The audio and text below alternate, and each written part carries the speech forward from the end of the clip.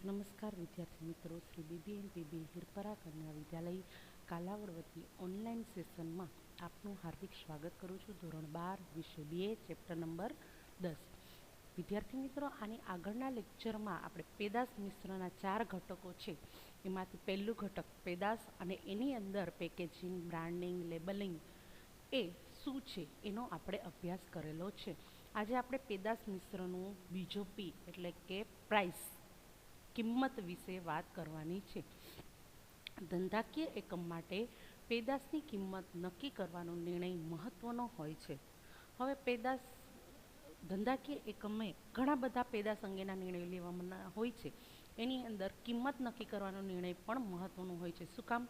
તો કે આ કિંમત ઉપર જ ધંધાકીય એકમની આવક નક્કી થાય છે અને આ કિંમતના આધારે જ જે ગ્રાહક વર્ગ છે એ આપણે ત્યાંની પ્રોડક્ટ એટલે કે પેદાશ ખરીદે છે.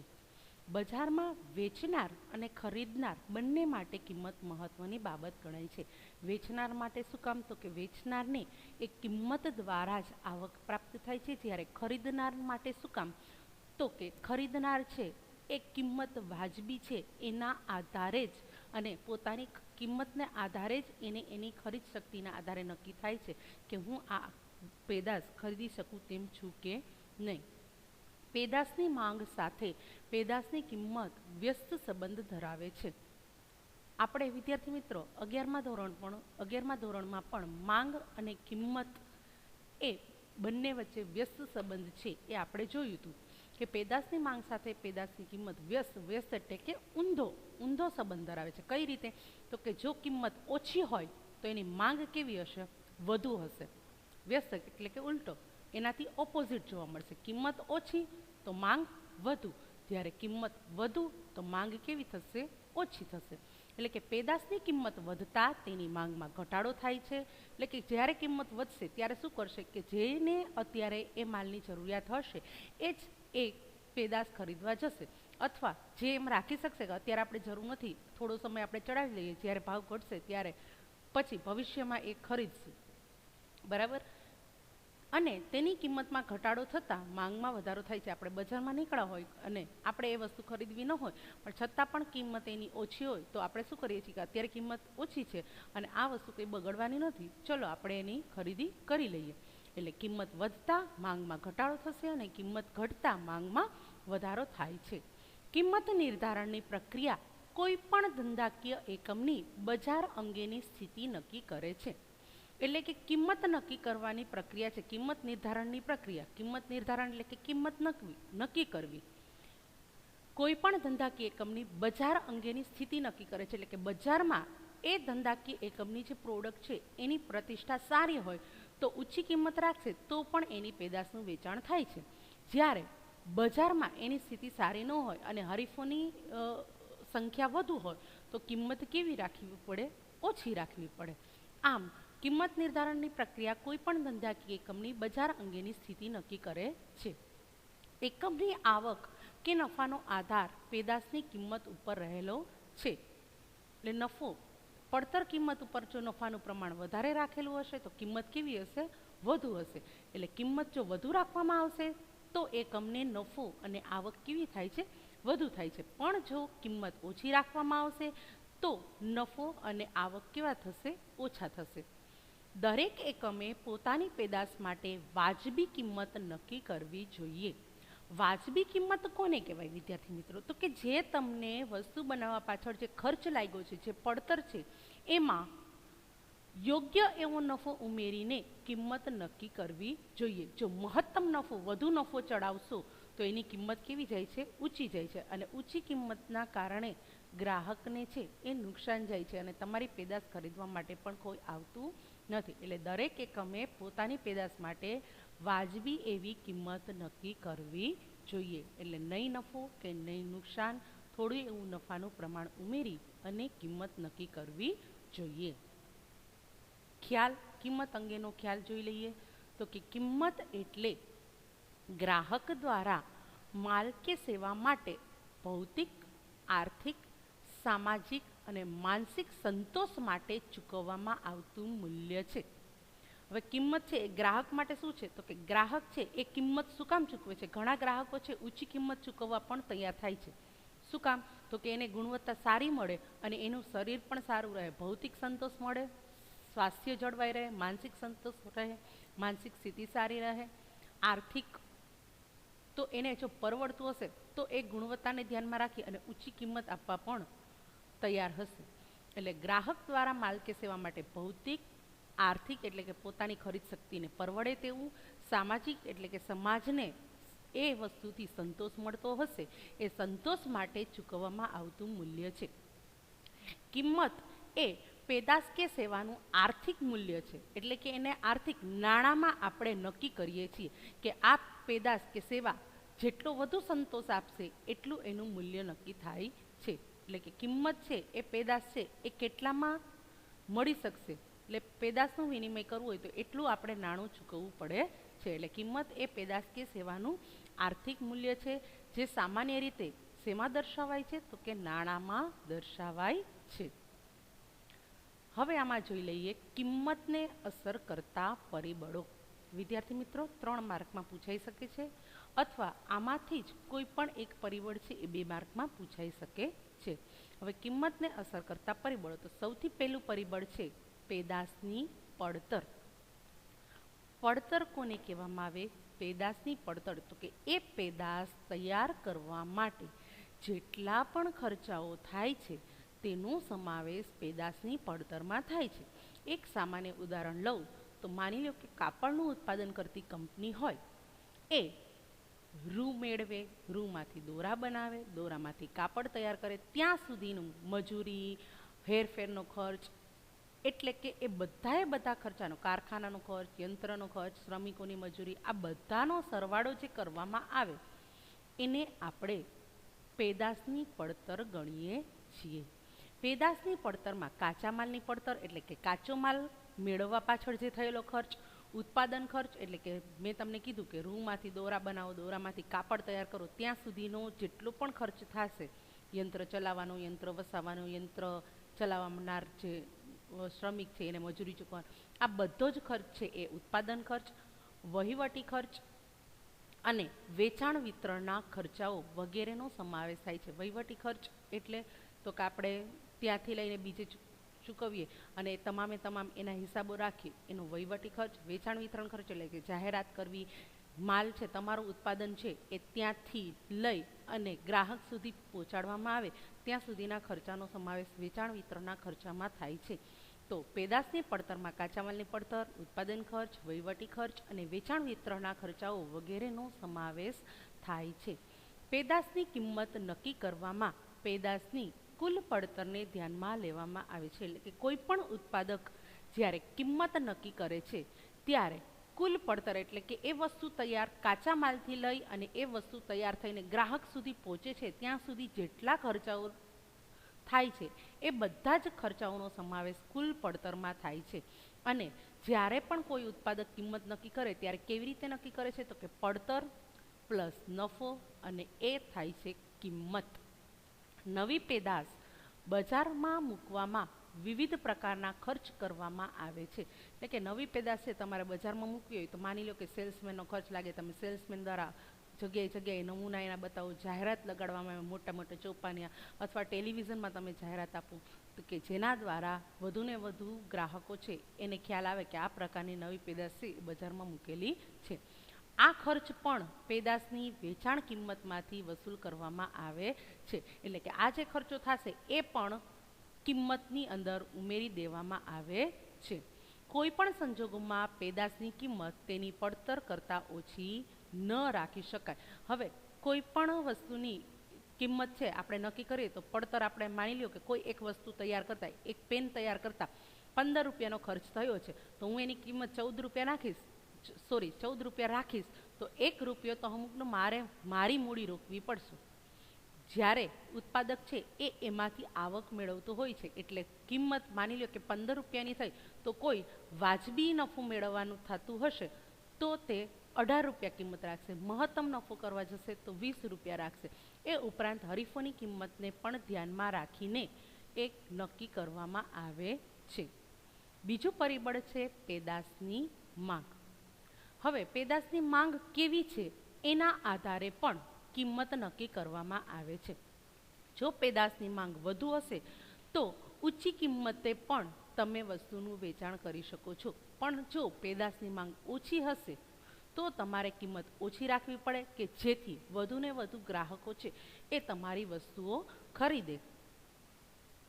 પેદાશની માંગ અને પેદાશની કિંમત સીધી રીતે સંકળાયેલા છે. એટલે પેદાશની માંગ વધુ તો કિંમત વધુ, પેદાશની માંગ ઓછી તો તમારે પેદાશનું વેચાણ કરવા માટે કિંમત કેવી રાખવી પડે? ઓછી રાખવી પડે.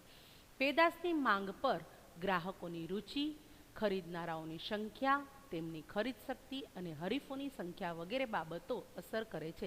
એટલે કે પેદાશની માંગ કેવી હશે? જો ગ્રાહકની રુચિ અનુસાર તમારી પેદાશ હશે તો તમારી માંગ કેવી હશે? તમારી પેદાશની માંગ વધુ હશે. ખરીદનારાઓની સંખ્યા છે વધુ હશે, જ્યારે હરીફો છે એટલે એવી જ વસ્તુનું ઉત્પાદન કરનારા ઓછા હશે તો તમારી પેદાશની માંગ કેવી હશે? વધુ હશે. હવે તમારી પેદાશની કિંમત તમે ઓછી રાખશો અને ગ્રાહકોની ખરીદ શક્તિ વધારે હશે તો તમારી પેદાશની માંગ વધારે રહેશે.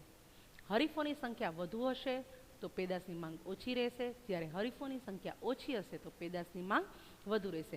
એટલે પેદાશની માંગ ઉપર આ ગ્રાહકોની રુચિ, ખરીદનારાઓની સંખ્યા, તેમની ખરીદ શક્તિ, હરીફોની સંખ્યા વગેરે બાબતો અસર કરે છે. જ્યારે પેદાશની માંગ વધુ હોય ત્યારે થોડી ઊંચી કિંમત રાખી શકાય છે, પરંતુ જો માલની માંગ ઓછી હોય તો પેદાશની કિંમત કેવી રાખવી પડે? ફરજિયાતપણે તમારે નીચી રાખવી પડે છે. જ્યારે હરીફોની સંખ્યા વધુ હોય અથવા હરીફોની પેદાશની માંગ વધુ હોય ત્યારે તમારી પેદાશ તરફ ગ્રાહકો આકર્ષાય તેના માટે તમારે કાં તો તમારી પેદાશની કિંમત ઓછી રાખવી પડે અથવા હરીફોની કિંમત જેટલી જ રાખવી જરૂરી બને છે. જો હરીફોની સંખ્યા ઓછી હોય તો કિંમત વધુ રાખી શકાય છે અને તમે વધુ પ્રમાણમાં નફો મેળવી શકો છો. ત્યાર પછીનું ત્રીજું પરિબળ છે બજારમાં હરીફાઈ. હવે હરીફાઈનું પ્રમાણ અને પેદાશની કિંમત ઉપર સીધી અસર કરે છે. હરીફાઈનું પ્રમાણ વધુ હશે તો પેદાશની કિંમત તમે વધુ રાખી શકતા નથી. એટલે કે જેમ હરીફાઈ વધુ એટલે કે હરીફોની સંખ્યા વધુ તેમ ઉત્પાદક હરીફાઈયુક્ત કિંમત રાખે છે. હરીફાઈયુક્ત એટલે તો કે તમે પેન બનાવો છો અને બીજી કંપની પેન બનાવે છે, તમારા જેવી જ ગુણવત્તાવાળી પેન છે એ વ્યક્તિ 15 રૂપિયામાં વેચતી હોય તો તમે એ જ પેન 20 રૂપિયામાં વેચી શકો નહીં. તો તમારે હરીફાઈમાં ટકી રહેવા માટે તમારે પણ એના જેટલી જ કિંમત રાખવી પડે અથવા ઓછો નફો રાખી અને એનાથી ઓછી રાખો તો તમારી પેદાશની માંગ કેવી થાય છે? વધુ થાય છે. એટલે કે જેમ હરીફાઈ વધુ અને હરીફોની સંખ્યા પણ વધુ તેમ ઉત્પાદક હરીફાઈયુક્ત કિંમત રાખે છે. બજારમાં હરીફોનો સામનો કરવો, તેમને પરાજિત કરવા એટલે કે એની વસ્તુ ઓછી ખરીદે અને આપણી વસ્તુ વધારે ખરીદે, અથવા કોઈ નવી એવી કંપની છે બજારમાં પ્રવેશ કરતી હોય એનો પ્રવેશ આપણે મુશ્કેલ બનાવવો હોય તો આપણે ઘણા સમયથી આપણી નફો કમાતા હોય તો એ સમયે થોડોક નફો ઓછો કરી, નફો અવગણી અને ઓછી કિંમતે આપણે આપણી વસ્તુ વેચીએ તો જેથી નવો પ્રવેશ તો છે ધંધાકીય એકમ છે એ એમાં ટકી શકશે નહીં, કારણ કે નવી સપાટી કંપની પાસે નફાનું પ્રમાણ હોતું નથી, એને એમાંથી જ આવક મેળવવાની થાય છે. જો એને એ વખતે આવક ન થાય, ખોટ થાય તો એ ધંધાકીય એકમ ચલાવી શકતા નથી. એટલે બજારમાં હરીફોનો સામનો કરવા, તેમને પરાજિત કરવા કે પ્રવેશ મુશ્કેલ બનાવવા વગેરે વ્યૂહરચનાના આધારે કિંમત નક્કી કરવામાં આવે છે. જો બજારમાં પેઢીની પ્રતિષ્ઠા પણ ખૂબ સારી હોય તો તે હરીફ કરતાં વધુ કિંમત ગ્રાહકો પાસેથી લઈ શકે છે. એટલે કે બજારમાં એની પ્રતિષ્ઠા, જેમ કે તમે ચપ્પલની વાત કરો તો બાટા કંપની છે, બરાબર છે, એવી જે કંપની પ્રખ્યાત થયેલી છે એની કિંમત ગ્રાહકો બીજી બધી કંપની કરતાં વધુ હશે તો પણ ગ્રાહકો એની પાસે એ વધુ કિંમત ચૂકવી અને માલ ખરીદવા માટે તૈયાર થાય છે. ત્યાર પછી છે ચોથું પરિબળ સરકારી અને કાયદાકીય અંકુશો. હવે ઘણી વખત ધંધાકીય એકમને કિંમત નક્કી કરવા માટે આ સરકારી અને કાયદાકીય અંકુશો પણ અસર કરે છે. કઈ રીતે? તો કે જે ધંધાકીય એકમ બજારમાં ઇજારાશાહી ભોગવતું હોય, ઇજારાશાહી એટલે કે એ જે વસ્તુનું વેચાણ કરે છે એવી વસ્તુનું વેચાણ બજારમાં કરનાર બીજું કોઈ પણ ન હોય અને પોતે જ એ વસ્તુનું પોતે જ વેચાણ કરતા હોય તો તે સામાન્ય રીતે કેવી કિંમત વસૂલ કરે છે? વધુ કિંમત વસૂલ કરે છે. પણ આવા ધંધાકીય એકમો ઉપર સરકાર જાહેર જનતાના હિત માટે શું કરે છે, અંકુશ મૂકે છે કે તમારી ભાઈ પડતર કેટલી છે એના ઉપર તમે આટલો જ નફો લઈ શકો, એનાથી વધુ તમે નફો લઈ શકતા નથી. એ રીતનું સરકાર છે એ ધંધાકીય એકમ ઉપર અંકુશ મૂકે છે. આ ઉપરાંત કેટલીક ચીજવસ્તુના ભાવ વધુ પડતા વધઘટ થતા હોય ત્યારે પણ કાયદાકીય અંકુશો મૂકવામાં આવે છે. ઘણી વખત છે આવી રીતે ઇજારાશાહી ધરાવતું કોઈ પણ ધંધાકીય એકમ છે એ પોતાની રીતે જ પોતાની વસ્તુના ભાવ વધારે છે અને ઘણી વખત ઘટાડે છે. તો આવું જ્યારે થતું હોય ત્યારે પણ કાયદાકીય અંકુશ મૂકવામાં આવે છે. અને કાયદાકીય અંકુશને ધ્યાનમાં લીધા વગર કિંમત નિર્ધારણ કરી શકાય નહીં. સરકાર તેના ઉપર ઘણા બધા નિયંત્રણાત્મક પગલાં લે છે. જીવન જરૂરી દવાઓ, પેટ્રોલ, ડીઝલ અને વર્તમાનપત્ર માટેનો કાગળ વગેરેનો તેમાં સમાવેશ થાય છે.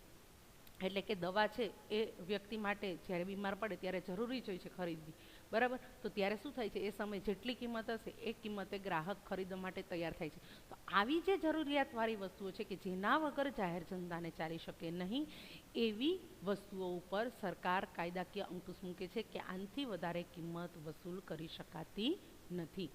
પાંચમું પરિબળ છે ઉદ્દેશ આધારિત કિંમત નક્કી કરવી. એટલે કે જે ધંધાકીય એકમનો ઉદ્દેશ હોય એના આધારિત પણ કિંમત નક્કી કરવામાં આવે છે. માની લો કે સૌથી પહેલો કોઈ પણ ધંધાકીય એકમ હોય એનો ઉદ્દેશ કયો હોય છે, મહત્તમ નફો.